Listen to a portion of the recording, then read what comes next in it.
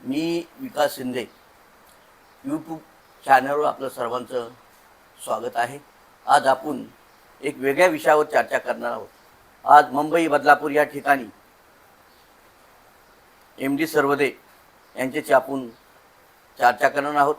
ते भारतीय बौद्ध महासभेचे राष्ट्रीय सचिव आहेत, ते गायक आहेत, कवी आहेत, लेखक आहेत।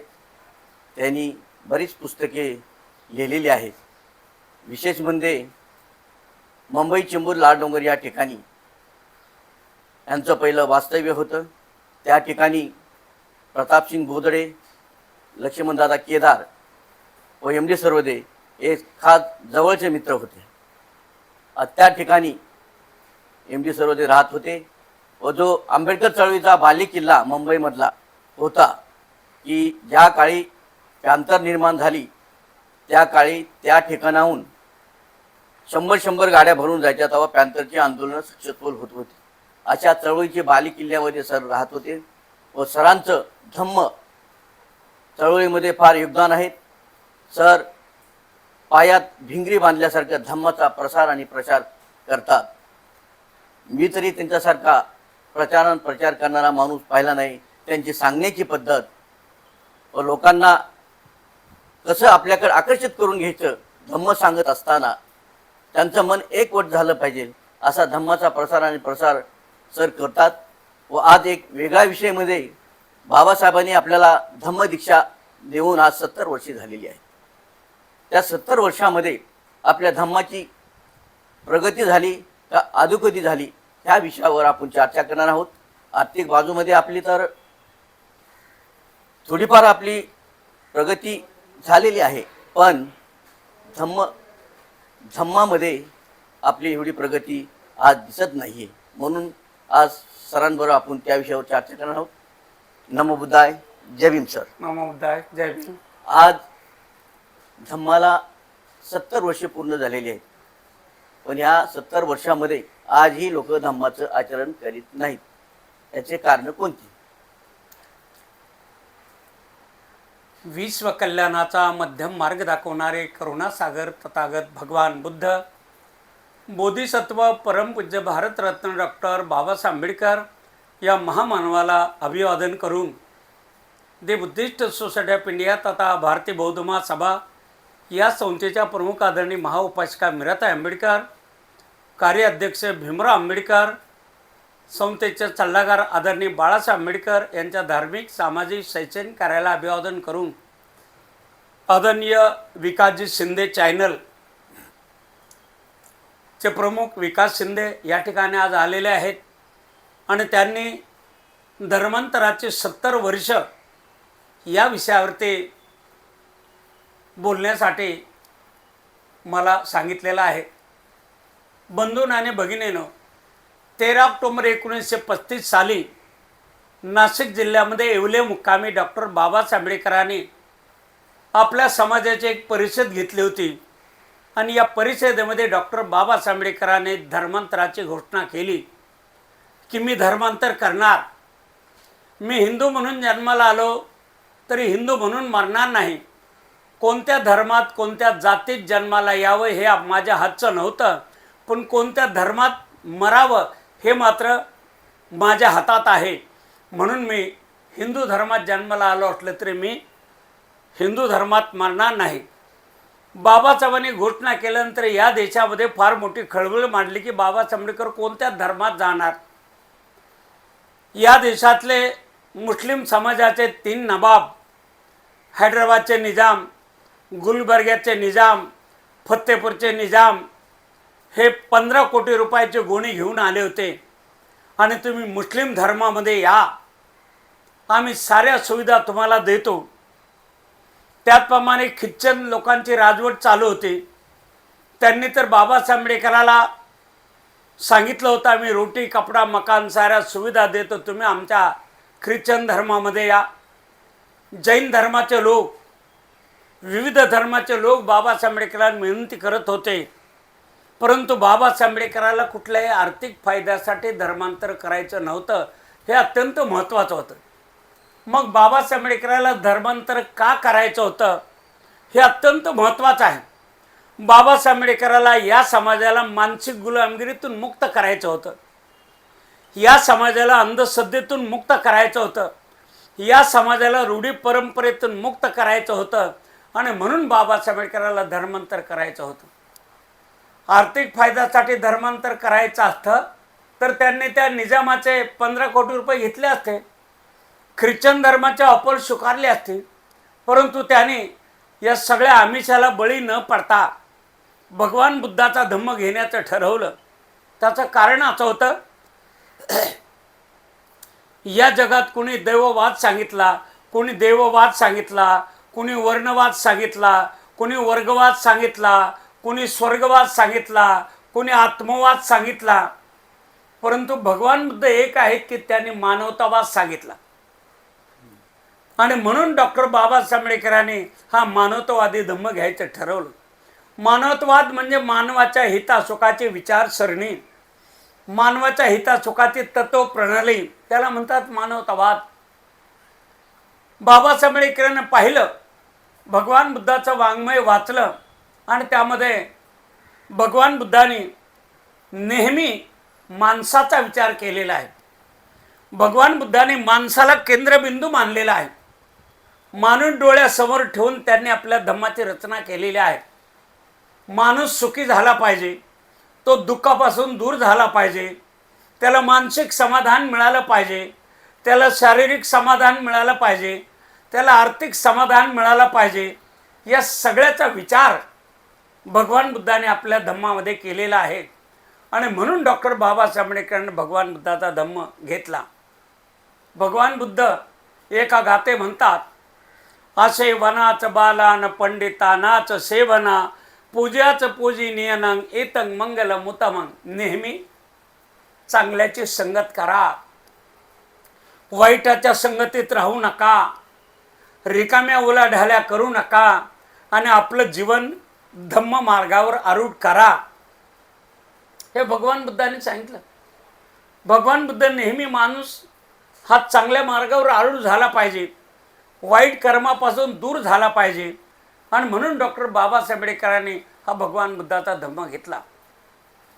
भगवान बुद्धाच्या धम्मामध्ये जी मानवता आहे ती मानवता आपण पाहिली. ते म्हणतात, मी देव नाही, मी देवाचा दूत नाही, मी देवाचा पूत नाही, मी तुमच्यासारखाच मानवाचा मानवपुत्र आहे.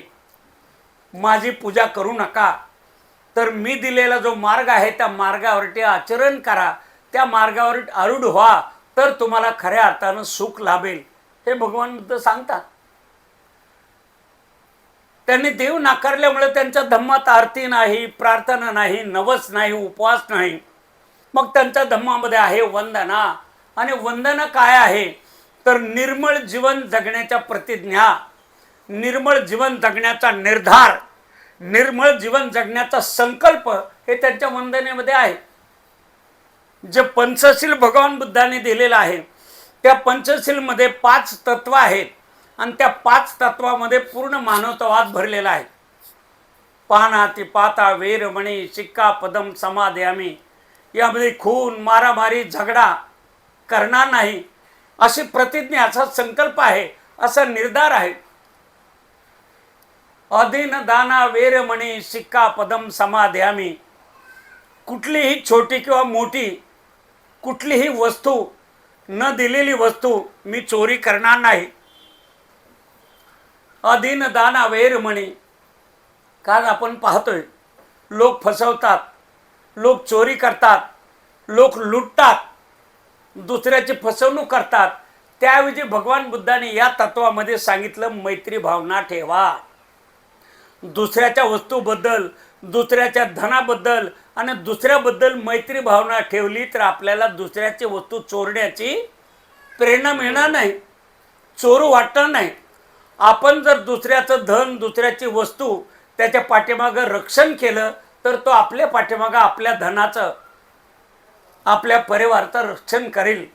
हा मानवतावाद भगवान बुद्धाच्या या दुसऱ्या तत्वामध्ये आहे. त्याच्यानंतर आपण पाहतोय, कामे सुमिच्चाचारा वेरमणी शिक्कापदम समादयामी. भगवान बुद्ध यासाठी मानवाला अत्यंत महत्त्वाचा संदेश देतात की कामवासनेच्या कामतृष्णेच्या पाप कर्मापासून अलिप्त राहा. आनंदाने भगवान बुद्धाला प्रश्न विचारला होता की तथागत, भिक्षूने स्त्रीकडे पाहू नये का? भिक्षूने स्त्रीला बोलू नये का? तेव्हा भगवान बुद्धाने आनंदाला फार चांगला उपदेश केला. भगवान बुद्ध म्हणतात, आनंदा, भिक्षूने स्त्रीकडे जरूर बघावं, जरूर बोलावं, गरज असेल तेव्हा. पण अगदीच लहान मुलगी असेल तर तिच्याकडे मुलीच्या नजरेने बघावं. समवयस्क असेल तर तिला बहिणीच्या नजरेने बघावं. आपल्यापेक्षा मोठे असेल तर मोठ्या बहिणीच्या नजरेने बघावं. आणि तिच्यापेक्षा मोठे असेल तर आईच्या नजरेने बघावं. म्हणजे तुमची कामतृष्णा जागृत होणार नाही. किती महत्त्वाचं सांगितलंय. हे जर भगवान बुद्धाचं तिसरं शील प्रत्येक माणसाने आचरणात आणलं तर या देशातल्या जगातल्या कुठल्याही महिलेवरती मुलीवरती अन्याय अत्याचार होणार नाही. आज आपण पाहतोय 3-3 वर्षाच्या कोवळ्या मुलीवरती अत्याचार करतात, तिला मारतात, तिला जाळतात, पाण्यात टाकतात, पुरतात. किती क्रूर प्रवृत्ती आज जगामध्ये आहे. याला कारण आहे की भगवान बुद्धाच्या तिसऱ्या शीलाचं आचरण माणसं करत नाहीत. आणि म्हणून स्त्रियावरती मुलीवरती अन्यायाची अत्याचाराची ही बाजू येते आणि तिला चुरडलं जातं, तिला अन्याय अत्याचार केला जातो. म्हणून भगवान बुद्धाने फार मोठा महान संदेश दिलेला आहे. कामे सुमिच्छाचारा वेरमणी शिक्का पदम समाध्यामी. इथं नीतीची पूजा करा, नीतीने वागा, व्यभिचार करू नका, हे भगवान बुद्धाने सांगितलंय. व्यभिचार केल्यामुळे त्या मुलीचं, त्या महिलेचं जीवन उद्ध्वस्त होतं. आपली स्वतःच्या समाजामध्ये इज्जत जाते, बदनामी होते. आणि म्हणून या तिसऱ्या शीलाचं तंतोतंत पालन करा, हा भगवान बुद्धाचा मानवतावाद आहे. यामुळे दोन्ही व्यक्तीच्या जीवनाला कलंक लागत नाही, दोन्ही व्यक्ती बर्बाद होत नाहीत. आपण पाहतोय आता. आणि मग भगवान बुद्धाच्या चौथ्या शिला आहे मुसा वादा वेरमणी शिक्का पदम समाध्यामी. या शिलामध्ये 4 प्रकारची शिला आहेत. खोटं बोलणे, निंदा करणे, चाडी करणे, व्यर्थ बडबड करणे, गाली गलोज करणे, असे 4 प्रकारचे पाप आपल्या कायाने गेली जातात. भगवान बुद्ध म्हणतात, वाणीमध्ये ती ताकद आहे की शब्दानेच पेटतात घरं, शब्दानेच होतात खून, माऱ्या आणि साबदानेच थांबते शांती. या जगात भगवान बुद्धाने क्रांती केली तर ते फक्त शब्दाने क्रांती केली. अंगुलीमाल सारखा एक डाकू ज्याने 999 खून केले, त्या अंगुलीमालाला भगवान बुद्धाने शब्दाने जिंकले. देवदत्ताने दारू पाजून सोडलेला नालागिरी हत्ती हा भगवान बुद्धाने शब्दाने जिंकला. राजे महाराजे, चोर, गुंड, मवाली ही सगळी माणसं भगवान बुद्धाने शब्दाने जिंकली आणि त्यांना जीवन मार्ग दिला. पटाचारा असो, बद्ध कुंडलकेशा असो, आम्रपाली असो, सुजाता असो, विशाखा असो, अशा महिलांना सुद्धा भगवान बुद्धाने धम्माचा मार्ग दिला, अरहंत पदाची संधी प्राप्त करून दिली. आणि म्हणून भगवान बुद्धाचं जी वाणी आहे त्या वाणीमध्ये ती ताकद आहे की भगवान बुद्ध बोलत असताना माणसं, भगवान बुद्ध उठले तर उठायचे, बसले तर बसायचे, चालले तर चालायचे आणि बोलले तर माणसं स्तब्ध राहून त्यांच्या वाणीकडे आकर्षित व्हायचे. अशी ताकद भगवान बुद्धाच्या वाणीमध्ये होती. पुढे 5वं शील आहे सुरा मेरे मज्ज पमाद ठाणा वेरमणी शिक्का पदम समाध्यामी. हे शील कोणीच सांगितलं नाही, ते भगवान बुद्धांनी सांगितलं. कारण ज्यामुळे माणसाच्या बर्बादी होते, नशेमुळे जीवनाची बर्बादी होते, आर्थिक नुकसान होते, शारीरिक नुकसान होते, मानसिक नुकसान होते, सामाजिक नुकसान होते, संसाराकडे लक्ष राहत नाही, नोकरी धंद्याकडे लक्ष राहत नाही आणि तो माणूस शेवटी बदनाम होतो. म्हणून भगवान बुद्धाने सुरा मेरे मज्ज पमाद ठाणा वेरमणी, सर्व प्रकारच्या व्यसनापासून अलिप्त राहा. दारू, गांजा, चरस, गुटखा हे शरीराला अपायकारक आहेत. त्यामुळे माणसाचं शरीर खंगत, रोगराई होते. हा भगवान बुद्धांनी विचार केलेला आहे आणि हा मानवतावादी विचार मानवाच्या कल्याणाचा आहे. हे डॉक्टर बाबासाहेब आंबेडकरांनी शोधलं आणि तेव्हा डॉक्टर बाबासाहेब आंबेडकर आम्हाला भगवान बुद्धाचा धम्म दिला. आज धर्मांतराला 70 वर्ष पूर्ण झालेले आहेत. या 70 वर्षामध्ये आमच्यात काय परिवर्तन झालं हे आपण शोधणार आहोत. 70 वर्षामध्ये प्रत्येक गावामध्ये बुद्धविहार निर्माण झालं. ही त्या धम्मदीक्षेची उपलब्धी आहे. 70 वर्षामध्ये आमच्या माणसाने ब्राह्मणशाही, ब्राह्मण आपल्या सगळ्या संस्कारातून नाकारला. ही एक उपलब्धी आहे. बरोबर. दुसरी गोष्ट आहे, आज आमच्या बऱ्याच बौद्ध बांधवाच्या घरामधील देवदेवतांचे फोटोसुद्धा निघालेले आहेत. काही अपवाद आहेत खेड्यापाड्यामध्ये ज्यांच्या डोक्यामध्ये अजून अंधश्रद्धा आहे. ते अजूनही घरातल्या आतल्या बेडरूममध्ये देवदेवतांचे फोटो ठेवतात. त्याच्यानंतर दुःखाने सांगावं लागतं की आमची माणसं त्या धर्माचं पालन करत नाहीत. आमच्या माणसाला लग्नापुरता धम्म पाहिजे, मैतापुरता धम्म पाहिजे, गृहप्रवेश नामकरण विधीसाठी धम्म पाहिजे. परंतु त्यांच्यातल्या अंधश्रद्धा गेलेली नाही. 70 वर्षानंतर सुद्धा एका कवीने म्हटल्याप्रमाणे धर्म नेहमी बुद्ध आहे परंतु जातीनं महार आहे. दोस्तो आज मी काय खाणार नाही, आज माझा खंडोबाचा वार आहे, असे लोक अजून आहेत. वरंड्यात माझ्या फुले आणि आंबेडकर, वरंड्यात माझ्या फुले आणि आंबेडकर, पण घरामध्ये मात्र गेटा आणि लंगर, गडबड एलकोट जय मल्हार आहे. दोस्तो आज मी काय खाणार नाही, आज माझा खंडोबाचा वार आहे. आज 70 वर्षानंतर सुद्धा खेड्यापाड्यामध्ये आणि काही शहरामध्ये शिकलेल्या लोकांमध्ये सुद्धा ही अंधश्रद्धा पाहायला मिळते. लोक शिकलेत, डॉक्टर वकील झालेत, परंतु त्यांनी बाबासाहेबांनी दिलेला धम्म आचरणात आणला नाही म्हणून त्यांच्यात त्या अंधश्रद्धा गेलेली नाही. ते सुद्धा अजून अंधश्रद्धाळू आहेत. असे काही अपवाद वगळता काही समाजातली माणसं या बौद्ध धम्माचे खरे पायी झालेत की ज्यांना धम्माचा मार्ग मिळाला.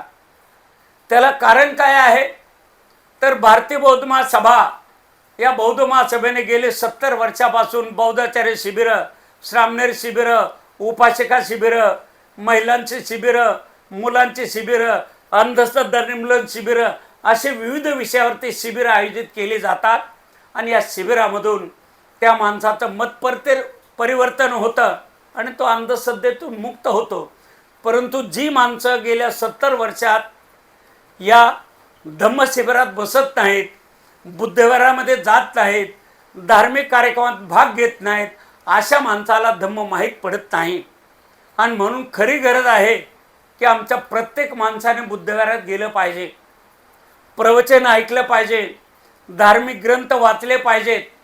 आम्ही वाचलं नाही, ऐकलं नाही तर आम्हाला धम्म कळणार कसा. आणि म्हणून भारतीय बौद्ध महासभेचे 24 प्रकारचे शिबिरं लागतात. त्या शिबिरामध्ये आपला मुलगा, आपली पत्नी, आपली मुलगी, आपण स्वतः बसावं, आपल्यामध्ये परिवर्तन करावं, तरच खऱ्या अर्थानं डॉक्टर बाबासाहेब आंबेडकरांचे धम्म चळवळ सार्थकी लागले असं म्हणता येईल. आणि म्हणून या 70 वर्षामध्ये आमची माणसं या बौद्ध धम्माच्या प्रवाहामध्ये सामील होत आहेत. परंतु अजून काही या प्रवाहापासून दूर आहेत. त्यांना माझी सूचना विनंती आहे की त्यांनी बुद्धविहारामध्ये रविवारी जावं, धार्मिक शिबिरामध्ये भाग घ्यावा आणि डॉक्टर बाबासाहेब आंबेडकरांचे धार्मिक चळवळ सफल करण्यासाठी आपण खऱ्या अर्थानं धम्मदर व्हावं, वाचावं.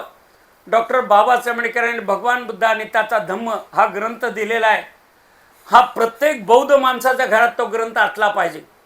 जसं हिंदूंच्या लोकांमध्ये घरामध्ये रामायण, महाभारत, भागवद्गीता हे ग्रंथ असतात ते वाचतात. ख्रिश्चनांच्या घरामध्ये बायबल असतो ते वाचतात. मुस्लिमांच्या घरामध्ये कुराण हा ग्रंथ असतो ते वाचतात. तसं आमच्या प्रत्येक बौद्धांच्या घरी सुद्धा बुद्धाने त्याचा धम्म हा ग्रंथ असलाच पाहिजे आणि तो वाचलाच पाहिजे. आम्ही वाचला नाही तर आमच्या मुलाबाळावर ते काय संस्कार करणार? आम्ही मुलाबाळाला बौद्धाची संस्कृती कशी सांगणार? आणि गेल्या 70 वर्षामध्ये हे घडत नाही. ही शोकांतिका आहे. बाबासाहेब आंबेडकरांच्या धम्म चळवळीचे खळे राहताना हार आहे. पण तितकीच ही चळवळ ज्यांनी ज्यांनी आत्मसात केली ती माणसं आज धम्म मार्गावर आरूढ झालेले आहेत. आज आपल्या देशामध्ये हजारो बौद्धाचार्य झाले, ते अंधश्रद्धेतून मुक्त झाले, ते व्यसनातून मुक्त झाले, ते कर्मकांडातून मुक्त झाले, त्याचा संसार सुखी झाला, केंद्रीय शिक्षक झाले, सामूहिक शिबिरे झाली. ती माणसं या धम्म मार्गावर आरूढ झाली आणि त्यांनी त्यांचं जीवन सुखी केलेलं आहे. भगवान बुद्धाचा धम्म माणसाला फक्त दुःख सांगत नाही तर त्या दुःखावर ते उपाय सांगतात. भगवान बुद्धाने जे 4 आर्य सांगितले त्या 4 आर्य सत्यामध्ये पहिलं आर्य सत्य म्हणजे दुःख. हा धम्म दुःखाने सुरू झालेला आहे की जगात दुःख आहे, त्या दुःखाचा समुदाय आहे, अनेक प्रकारचे दुःख आहेत आणि त्या दुःखाला कारण आहे हेही भगवान बुद्धाने सांगितलं. दुःखाला कारण आहे आणि त्या दुःखाला निरोध करता येतो हे भगवान बुद्धाने सांगितलं. आणि मग 4थ्या आर्य सत्यामध्ये भगवान बुद्धाने दुःख निरोधगामिनी प्रतिपदा, दुःख निरोधगामिनी प्रतिपदा हे 4थं आर्य सत्य सांगितलं. म्हणजेच आर्य अष्टांगिक मार्ग. या आर्य अष्टांगिक मार्गाने माणसाला आपल्या जीवनातील दुःख नष्ट करतात हे भगवान बुद्धाने सांगितलं. भगवान बुद्धाने सांगितलं की या आर्य अष्टांगिक मार्गाने तुम्हाला निर्वाणाची प्राप्ती होते, निब्बाणाची प्राप्ती होते. हिंदू धर्माने मोक्ष सांगितला, पण मोक्षाचा अनुमान कोणालाही घेता येत नाही. मोक्ष काय आहे, मोक्ष कधी मिळतो? तर मोक्ष हा मेल्यानंतर मिळतो, मरणानंतर मिळतो. पण भगवान बुद्धाने सांगितलेलं निर्वाण मात्र याच जीवनामध्ये अनुभवायला मिळतं. निर्वाण हे आर्य अष्टांगिक मार्गाने प्राप्त करून घेता येतं. त्या आर्य अष्टांगिक मार्गाच्या 8 मार्ग आहेत. त्या 8 मार्गाने आपल्याला निर्वाणाची प्राप्ती करून घेता येते. निर्वाण म्हणजे दुसरं तिसरं काही नाही तर विकारातून मुक्ती म्हणजे निर्वाण. निर म्हणजे नाही आणि वाण म्हणजे तृष्णा. तृष्णेतून मुक्ती म्हणजे निर्वाण. आनंदमय जीवन म्हणजे निर्वाण. शांततामय जीवन म्हणजे निर्वाण. सर्व आसक्तीतून मुक्ती म्हणजे निर्वाण. हे भगवान बुद्धाने सांगितलेलं आहे. आतापर्यंत हे कोणीच सांगितलेलं नाही. त्यांनी मोक्ष मानलेला आहे. मोक्ष काय आहे तर जन्म मरणाच्या फेऱ्यातून मुक्ती म्हणजे मोक्ष. हिंदू धर्म म्हणतो मनुष्य मरतो मात्र माणसाचा आत्मा मरत नाही. तो आत्मा 1,84,000 योनीमध्ये फिरत राहतो. या कुडीतून त्या कुडीत जन्म घेत राहतो. मग या जन्मामध्ये जसं कर्म केलेलं असतं तसं कर्म, त्या कर्माचे फळं त्याला पुढच्या जन्मात भोगावे लागतात हे हिंदू धर्माने सांगितलेलं आहे. परंतु भगवान बुद्धाने हे नाकारलं. भगवान बुद्धाने मुळात आत्माच नाकारला. त्यामुळं पुनर्जन्माचा प्रश्न नाही. भगवान बुद्ध म्हणतात आपल्या शरीरात आत्मा नावाचं इंद्रिय नाही. आपण आत्म्यामुळं जगत नाही किंवा आपण आत्म्यामुळं मरत नाही. आपलं शरीर हे पंचस्कंदाने बनलेलं आहे. रूप, वेदना, संज्ञा, संस्कार आणि विज्ञान ह्या पंचस्कंदाने आपलं शरीर बनलेलं आहे. आपण जे अन्नपाणी घेतो, जो आहार घेतो, त्या आहारातून आपल्या शरीरात एनर्जी निर्माण होते आणि त्या एनर्जीमुळे आपण जिवंत राहतो. इथं आत्म्याचा काही संबंध नाही. आणि या आत्म्याची कल्पना भगवान बुद्धाने नाकारल्यामुळे मनुष्य स्वर्गाच्या कल्पनेपासून दूर झाला, पुनर्जन्माच्या कल्पनेपासून दूर झाला आणि त्यांनी आत्मवाद नाकारला. कारण त्याचं कारण आहे की डॉक्टर बाबासाहेब आंबेडकरांनी आम्हाला ज्या 22 प्रतिज्ञा दिल्या त्या 22 प्रतिज्ञेमध्ये हे परिवर्तन घडण्याच्या प्रतिज्ञा आहे. त्यात बाबासाहेब आंबेडकरांनी म्हटलेले मी पिंडदान करणार नाही, मी श्राद्ध पक्ष करणार नाही, आणि म्हणून या ठिकाणी पिंडदान कशासाठी करायचं, श्राद्ध पक्ष कशासाठी करायचं, जर आत्माच नाही तर पिंडदान कोणाला करायचं, आत्मा नाही तर पुनर्जन्म कोणाचा, कोणाचाही पुनर्जन्म होत नाही हे भगवान बुद्धाने सांगितलेलं आहे. आणि म्हणून बाबासाहेब आंबेडकरांनी ह्या जे 22 प्रतिज्ञा दिलेल्या त्या 22 प्रतिज्ञा आजही 70 वर्षामध्ये आमची माणसं पाळत नाहीत. बरोबर आहे. आमची माणसं पाळत नाहीत. आजही विवाह विधी असले की त्या हळदीचा कार्यक्रम ठेवतात. आणि मग हळद आली की पहिल्यांदा देवाला हळद लावायची, मग नवरा नवरीला हळद लावायची, मग हळदीमध्ये रात्रभर डीजे धिंगाणा घालायचा, दारू चिकन मटन असा भोजनाचा बेत केला जातो. जर आम्ही बौद्ध आहोत तर मग आम्ही दारू चिकन मटन डीजेवर हेडीस नाचणं हे खऱ्या अर्थानं सोडलं पाहिजे. परंतु आज आमचा माणूस समृद्ध झालेला आहे, आज आमचा माणूस श्रीमंत झालेला, त्यामुळे आमच्याकडे पैसा आलेला आहे. आणि तो पैसा आल्यामुळं आम्ही दारूमध्ये डीजेमध्ये मटन चिकनमध्ये पैसे उडवतो. हे बाबासाहेब आंबेडकरांच्या चळवळीला कलंक लावणारं कार्य आम्ही करत आहोत. हे खऱ्या अर्थाने आम्ही सोडलं पाहिजे. जर आम्ही हिंदू धर्म सोडला तर हिंदू धर्माची हळद कशासाठी, जर आम्ही हिंदू धर्म सोडला तर देवाला हळद कशासाठी लावायची. आजही लग्नाच्या स्टेजवर आम्ही येतो तेव्हा नवरा नवरीच्या हातामध्ये हळकुंड बांधलेले असतात, पिवळ्या धाग्यामध्ये गळ्यात हळकुंड बांधलेले असतात. आणि लग्नाच्या स्टेजवर आल्यानंतर आम्हाला त्यांना सांगावं लागतं, अरे बाबा हे चालत नाही, हे कशासाठी बांधलं. ते म्हणतात आम्हाला काही माहीत नाही, पूर्वी चालय म्हणून चालतंय.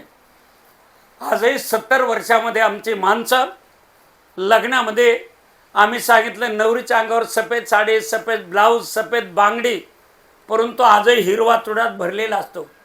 2-2 डझन हिरव्या रंगाच्या बांगड्या त्या नवरीच्या हातामध्ये असतात. हे काय चालले. 70 वर्ष झाली तर आम्ही हे हिंदू धर्माचं लेणं कधी सोडणार. हिरव्या बांगड्या हे हिंदू धर्माचं प्रतीक आहे. आम्ही सांगतो लोकांना, परंतु ते अजूनही सोडत नाहीत. आजही लग्नामध्ये 2 वाट्याचं मंगळसूत्रच घातलं जातं काळ्या मण्याचं. बरोबर आहे. आम्ही सांगितलं हे काळ्या मण्याचं मंगळसूत्र काढा, तिचा अशोक चक्र करा, सोन्याचे मणी सफेद मणी प्लेट टाका चैन टाका आणि काळे मणी हे गुलामगिरीचं प्रत्येक हे काढा. परंतु आज आपण पाहतोय 95% लग्नामध्ये ते 2 वाट्याचं मंगळसूत्रच असतं. हे भारतीय बौद्ध महासभेने किती वेळेला सांगितलं, बौद्धाचार्यांनी सांगितलं, पण आमची माणसं ऐकत नाही. लग्नामध्ये हिरव्या बांगड्या असतातच, लग्नामध्ये हळकुड धागा बांधलेला असतो आणि लग्नामध्ये ते 2 वाट्याचं मंगळसूत्रच आणलं जातं. आमचा समाज 70 वर्षामध्ये कधी ऐकणार आहे. धम्मचक्र घाला 2 वाट्या कशासाठी, त्या 2 वाट्याचं काय रिझन आहे, काय हेतू आहे, काय माहीत नाही. सोनाराचा आणि व्यापाऱ्याचा फायदा होतो 2 वाट्यामध्ये. पण तेच अशोक चक्र घातलं तर पती मरण पावल्यानंतर सुद्धा मंगळसूत्र तोडायची गरज नाही, कारण ते धम्मचक्र आहे. तिथे काळे मणी नाहीत, तिथं सोन्याचे मणी सफेद मणी आणि चैन आहे प्लेट आहे. त्यामुळे नवरा मेल्यानंतर सुद्धा ते मंगळसूत्र काढायची गरज नाही. परंतु आज 2 वाट्याचं मंगळसूत्र असलं, नवरा मेला की बायका लगेच ते मंगळसूत्र काढायला होतात, जोडवी काढायला होतात, बांगड्या फोडायला होतात. ही परिस्थिती आपल्याला येऊ नये म्हणून पहिल्यांदाच तुम्ही ते 2 वाट्याचं मंगळसूत्र घालू नका. मंगलसूत्र म्हणा आणि तिथं धम्माचं अशोक चक्राचं मंगलसूत्र करा. आणि ते आपल्या बौद्ध माणसाने खरं म्हणजे पुरुष मंडळीने हे मनावर घेतलं पाहिजे. पुरुष मंडळीने मनावर घेतलं पाहिजे. त्याने आपल्या पत्नीचं आपल्या सुनेचं आपल्या मुलीचं न ऐकता मी माझ्या मुलाच्या लग्नामध्ये धम्मचक्राचंच अशोक मंगलसूत्र करणार हे सांगा. पुरुष मंडळी ज्या वेळेला मनावर घेतील त्याच वेळेला हे होईल. ही शोकांतिका आहे. आजही आमची माणसं 70 वर्षामध्ये बौद्ध झाली तर पुण्यानं मोदनाच्या कार्यक्रमाला जेव्हा जातात बौद्धाचार्य येतो, हे बौद्धाचार्य अगोदर नैवेद्य घेऊन गेलेले असतात. बरोबर. तिकडे नैवेद्य ठेवलेला असतो आणि नैवेद्य ठेवून आपल्या बापाची वाट बघतात. अरे 70 वर्ष झालं ना, बाबासाहेब आंबेडकरांनी तुम्हाला सांगितलं ना मी पिंडदान करणार नाही, मग तुम्ही जर बौद्ध आहात तर पुन्हा तिकडे नैवेद्य दाखवण्यासाठी कशासाठी जाता? इकडे बौद्धाचार्य वाट बघतो तुमची, कधी येतात आणि तुम्ही तिकडे नैवेद्य दाखवून ठेवलेला असतो आणि बापाची वाट बघता. कोण येतो बाप तिथे नैवेद्य खायला? कावळा. मग जिवंत असेप्रमाणे जातीप्रमाणे महाराचा बाप महार, मांगाचा बाप मांग, चांभाराचा बाप चांभार, कुंभाराचा बाप कुंभार, माळ्याचा बाप माळी, कोळ्याचा बाप कोळी आणि मेल्यांचा सगळ्याचा बाप कावळाच का बरं? हे आपण कधीतरी विचार केला? पण कावळा इतका शूद्र प्राणी आहे. माणसं वाघ पाळतात, नाग पाळतात, हासवल पाळतात, कुत्री पाळतात, मांजरं पाळतात, पण कावळा कुणी पाळलाय का हो? त्या कावळ्याचा परिचय आम्हाला चालत नाही.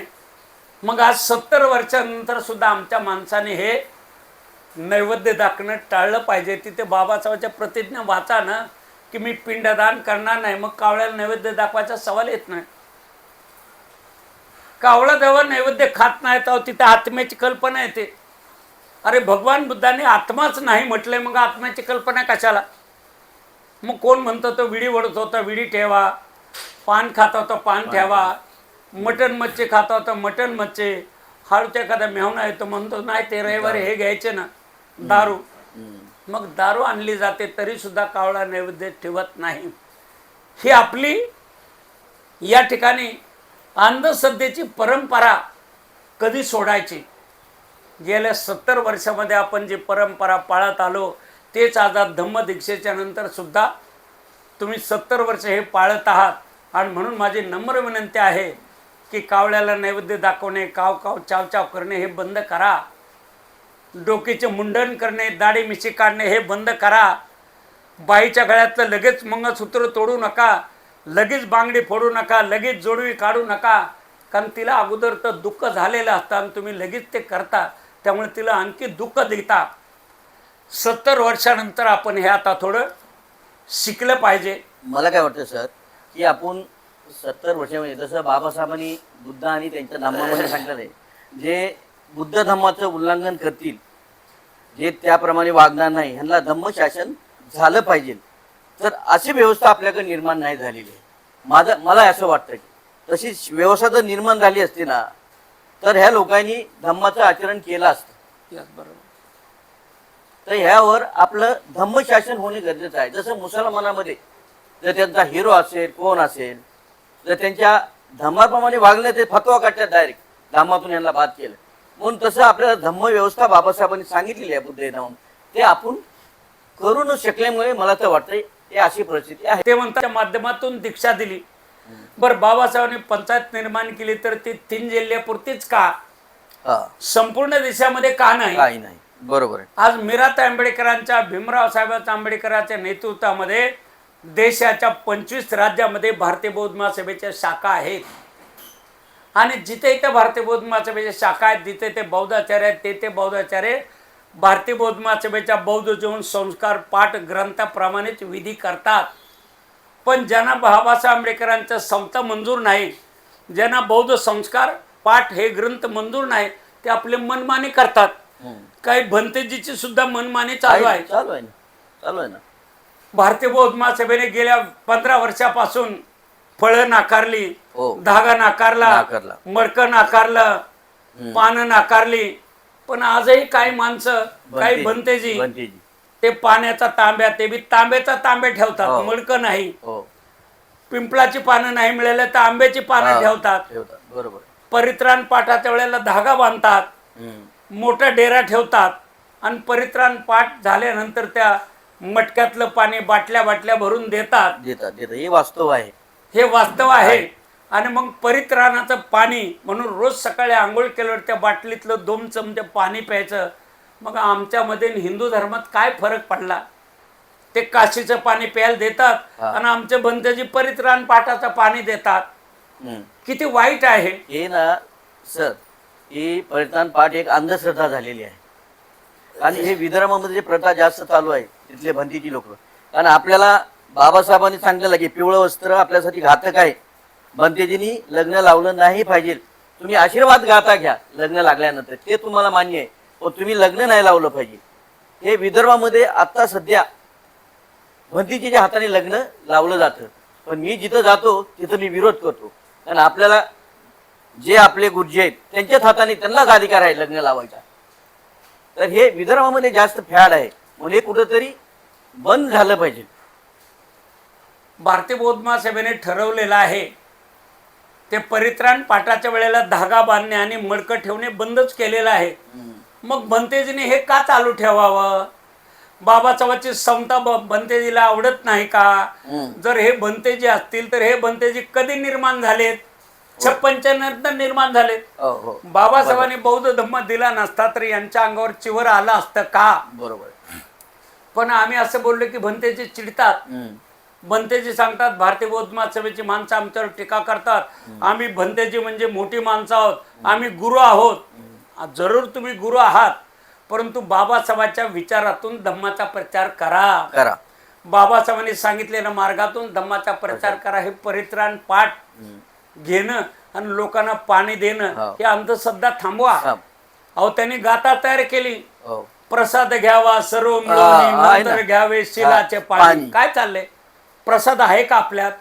शिलाचं पाणी आहे का? काय चाललंय?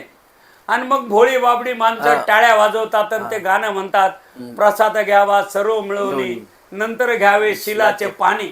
इथं शील पाळण्यासाठी दिलेलं आहे, शिलाचं पाणी नाही. शील म्हणजे आचरण, शील म्हणजे सदाचरण, शील म्हणजे पाणी नव्हे. या भंतेजीने लोकांमध्ये अशा तऱ्हेचं मिक्सिंग केलेले आहे. लोकांची फसवणूक करतात आणि नुसतं दान दान दान. बरोबर.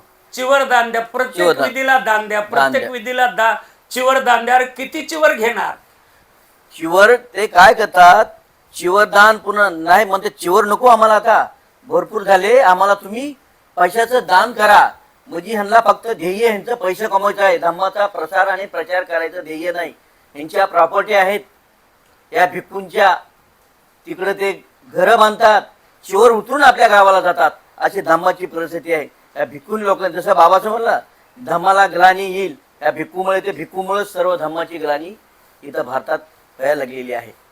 आणि म्हणून बाबासाहेब आंबेडकरांनी भारतीय बौद्ध महासभेचं बायलॉज काढलेलं. त्या बायलॉजमध्ये 8व्या कलमात म्हटलेलं आहे की गरज पडल्यात भिक्षूंचा नवा वर्ग निर्माण करणे. याचं कारणच हे आहे की भिक्षू बाबासाहेबांनी दिलेल्या धम्म मार्गाप्रमाणे आचरण करत नाहीत, विधी पार पाडत नाहीत आणि लोकांकडून आवाच्या सवा दान घेतात. बौद्धाचार्याने मात्र दान मागितलं तर त्यांच्यावर टीका करतात. हे आम्ही असं बोललं तर भारतीय बौद्ध महासभेची माणसं आमच्या विरोध आहेत, अशा तऱ्हेचा हे भंतेजी प्रचार करतात. तर या 70 वर्षामध्ये जे भंते आज अस्तित्वात आहेत त्या भंतेजींनी बाबासाहेबांनी दिलेल्या विचारसरणीप्रमाणे धम्माचा प्रचार करावा, पण तसं होत नाही. ही शोकांतिका आहे. आणि समाज गेल्या 70 वर्षामध्ये बाबासाहेबांनी दिलेल्या 22 प्रतिज्ञांचं पालन करत नाही. प्रत्येक बौद्ध माणसाने 22 प्रतिज्ञा आचरणात आणले पाहिजेत, तरच खऱ्या अर्थानं बाबासाहेब आंबेडकरांनी ते धम्म चळवळ सार्थकी लागली असं म्हणता येईल. आणि आपल्याला मला एक कारण वाटतं की बाबासाहेबांनी जसं धम्माचा प्रसार आणि प्रचार ख्रिश्चन मिशनरीप्रमाणे व्हावा असं बाबासाहेबाला अपेक्षित होतं, पण तशी आपण यंत्रणा निर्माण नाही करू शकलो. डोअर टू डोअर प्रत्येक खेड्या गावात हे जाणं धम्माचा प्रसार आपण करू शकलो नाही. बाबासाहेबांनी आपल्या म्हैसूरला जी 5 एकर तिथल्या राजांनी जमीन दिली, तर बाबासाहेब तिथं मोठं सेमिनार उभा करणार होते. तिथून धम्माचा प्रसार आणि प्रचार प्रत्येक जिल्ह्यात तालुक्यात लोक पाठवणार होते. पण तसं मला वाटतं, तसं न झाल्यावर आपण धम्माचा प्रचार आणि प्रचार करण्यासाठी कमी पडलो असं मला वाटतं. तुमचं म्हणणं बरोबर आहे. 56 साली धर्मांतर झालं आणि डॉक्टर बाबासाहेब आंबेडकर अवघ्या 53 दिवसामध्ये आपल्यातून निघून गेले. बाबासाहेब आंबेडकर निघून गेल्यानंतर आपल्या समाजामध्ये फूट पडली. बाबासाहेब आंबेडकरांचे डावे उजवे हात म्हणणारे नेते क ख ग, क म्हणजे कांबळे, ग म्हणजे गवई, ख म्हणजे खोब्रागडे यांनी 56 साली बाबासाहेब गेल्यानंतर 57ला आपले आपले गट निर्माण केले.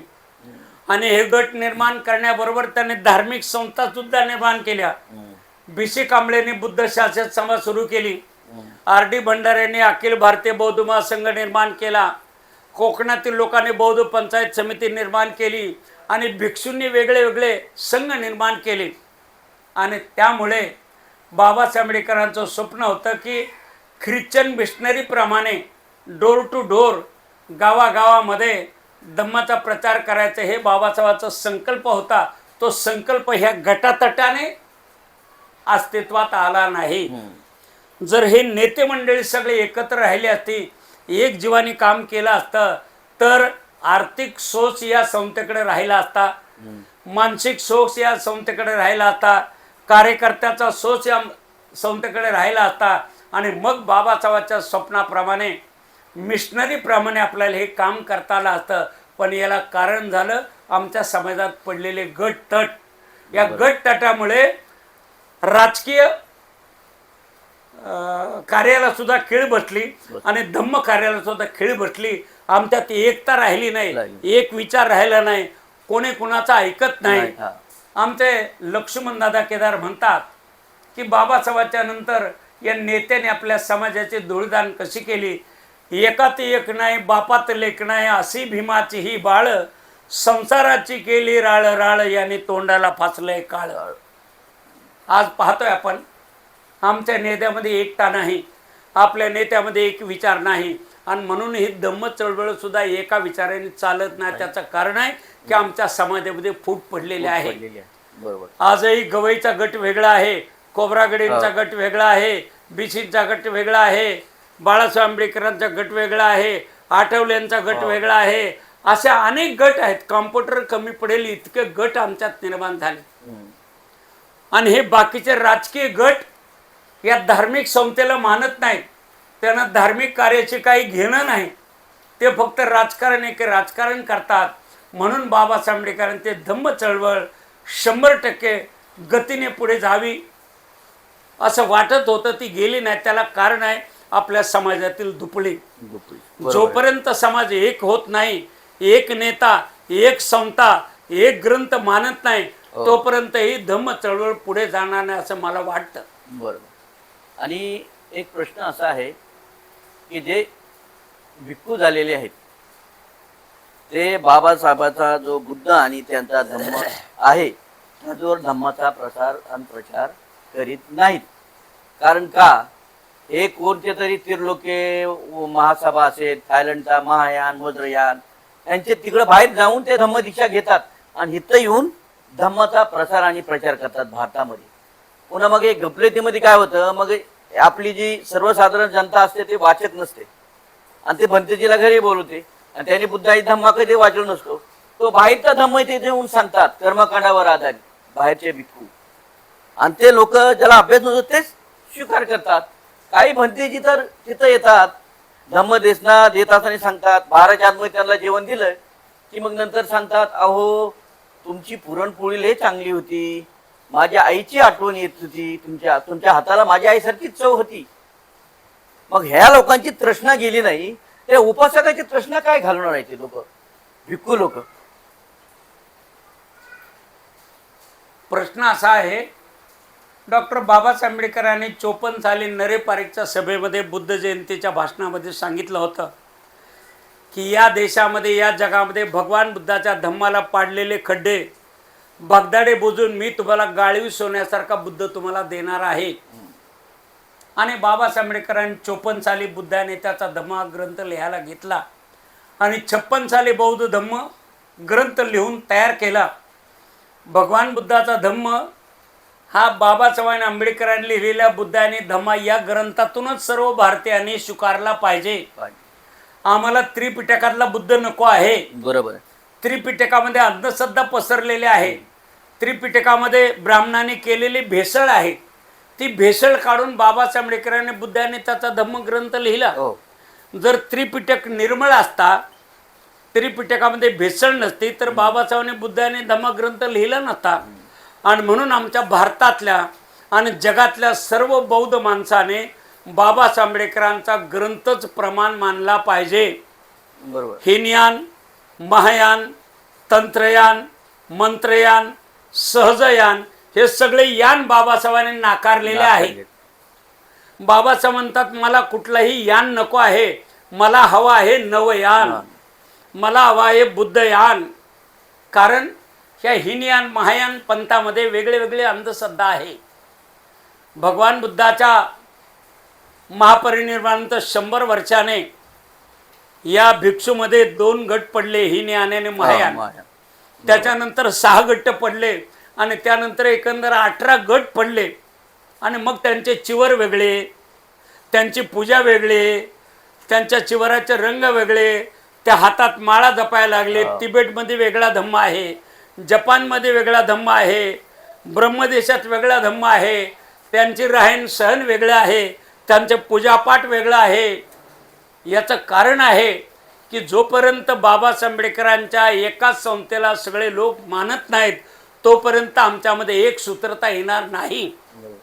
आणि म्हणून भारतातल्या बौद्धांनी बाबासाहेब आंबेडकरांची एकच संस्था म्हणून भारतीय बौद्ध महासभा आणि बौद्ध संस्कार पाठ या ग्रंथाप्रमाणे आचरण करावं आणि ते आचरणात आणावं, तरच खऱ्या अर्थानं बाबासाहेब आंबेडकरांची 70 वर्षाची धम्म चळवळ सार्थकी लागली असं वाटेल.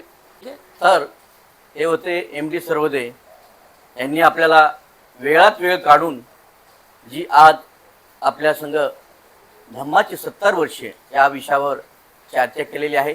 त्यांनी आपल्याला वेळात वेळ काढून दिल्याबद्दल सरांचं मी आभार मानतो. तर त्या विषयावर सरांनी चांगलं सखोल असं मार्गदर्शन केलेलं आहे. आपण पंचशीलाचं आचरण कसं करायचं आहे, 70 वर्षामध्ये आपण धम्मामध्ये आपण फेल का गेलो, कारण ह्या लोकांनी बाबासाहेबांच्या जी बुद्धिस्ट सोसायटी ऑफ इंडिया उर्फ भारतीय बौद्ध महासभा यांच्या खाली काम केलेलं नाही ह्या लोकांनी. आणि जर बाबासाहेबांनी तुम्हाला धम्म दिलाय, जी बुद्धिस्ट सोसायटी ऑफ इंडिया दिली, तर आपला बाप आहे ना बाबासाहेब, त्या बापाला आपण म्हणजे त्यांच्या याच्या भारतीय बौद्ध महासभा खाली तुम्ही काम करत नाही. कारण आज जो धम्म जिवंत आहे तो काही का म्हणेना भारतीय बौद्ध महासभेमुळे काही ना काही धम्म जिवंत आहे. आणि हे बाकीचे जे धम्माचा प्रसार आणि प्रचार करतात हे कुठेही दिसत नाहीत. फक्त भारतीय बौद्ध महासभा ही धम्माचा प्रचार आणि प्रचार करते. त्यामुळं आज आपल्या भारतामध्ये धम्म जिवंत आहे, हे प्रत्येकाने लक्षात घेतलं पाहिजे. आज आपण याच्यामध्ये आज इथेच थांबूया आणि पुढल्या विषयावर चर्चा करण्यासाठी आपण लवकरच भेटणार आहोत.